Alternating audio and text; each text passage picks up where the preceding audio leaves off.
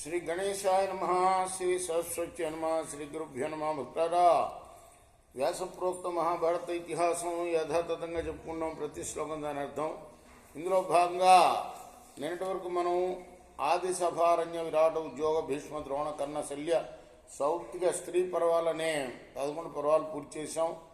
12వదైన శాంతి పర్వంలో కూడా 259 అధ్యాయాలు పూర్తి చేసి 260వ అధ్యాయంలోని 14వ శ్లోకం వరకు చెప్పుకున్నాం. ఈ రోజున 15వ శ్లోకం నుండి కొనసాగిద్దాం. కొనసాగించే ముందు వ్యాస భగవాను ప్రార్థన చేసుకుందాం. వ్యాసాయ విష్ణు రూపాయ వ్యాసరూపాయ విష్ణవే నమో వై బ్రహ్మనిదయే వాసిష్ఠాయ నమో నమః. నారాయణం నమస్కృత్య నరం చైవ నరోత్తమం దేవీం సరస్వతిం వ్యాసం తతో జయముదీరయేత్. అంజనానందనం వీరం జానకీ శోకనాశనం కపి సమక్షం తారామందిరంకా భయంకరం.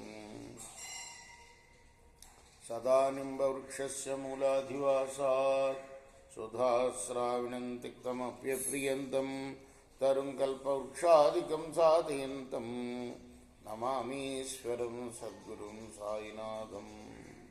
సమర్థ గురు సాయినాథ మహారాజ్ కీ జయ. కామాదన్యేచ్ఛయా చాన్యే కారణైరపరైస్తథా అసంతోపి వృధాచారం భజంతే భగవోపరే. కొందరేమో స్వార్థంతో, ఇంకొందరేమో ఇతర కోరికలతో, ఇంకా కొందరేమో విభిన్న కారణాలతో ధర్మాన్ని ఆచరిస్తూ ఉన్నారు.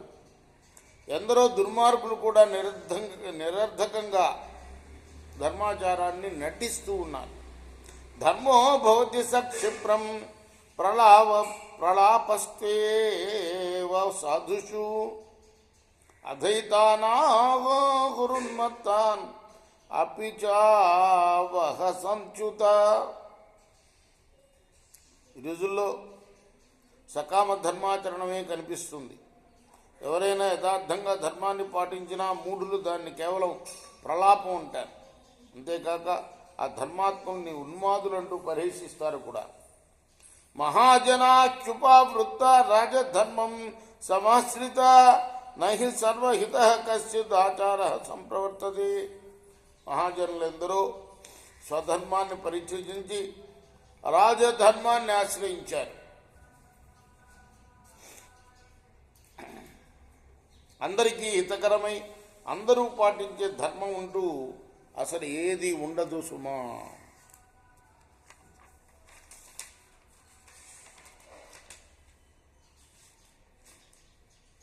తేనైవాన్యః ప్రభవతి సోపరం బాధతే పునః దృశ్యతే చైవ స పునః తుల్యరూపో యదృచ్ఛయా. ఒక వ్యక్తి ధర్మాన్ని ఆచరించి ఉన్నత స్థితికి వస్తాడు. మరొకడేమో ఆ ధర్మాన్ని ఆశ్రయించి ఇతరులను బాధిస్తాడు. యాదృచ్ఛికంగా మాత్రమే అది అందరికీ సమానంగా వర్తిస్తూ కనిపిస్తుంది. ఏనైవాన్యః ప్రభవతి స్వపరానపి బాధతే ఆచారాణాం అనైకాగ్ర్యం సర్వేషాం ఉపలక్షయేత్. ఒక వ్యక్తి ధర్మాన్ని పాటించి దాన్ని ఉన్నత స్థితికి తెస్తాడు. ఇంకొకడేమో దాంతో ఇతరులను పీడిస్తాడు. ఆచారాలు అందరికీ ఒకే రీతిగా వర్తిస్తున్నట్లు అనిపించదు. ఇదంతా కూడా ధర్మరాజు ప్రశ్నే. భీష్ముల సమాధానం వచ్చే అధ్యాయంలో అన్నమాట. చిరాభిపన్న కవిభి పూర్వం ధర్మ ఉదాహృత తేనాచారేణ పూర్వేణ సంస్థాభవతి. శాస్త్రీ విద్వాంసులు చిరకాలంగా ఆచరిస్తున్న ధర్మాన్ని తొలుత ఉదహరించావు. ఆ పూర్వాచారం చేతనే సమాజ మర్యాద దీర్ఘకాలం నిలుస్తుంది. ఇది శ్రీ మహాభారతే శాంతి పర్వణి మోక్ష ధర్మ పర్వణి ధర్మ ప్రామాణికాక్షేపే షష్ట్యధిక 200తమోధ్యాయ. ఇది మహాభారత ఇతిహాసంలోని శాంతి పర్వంలోని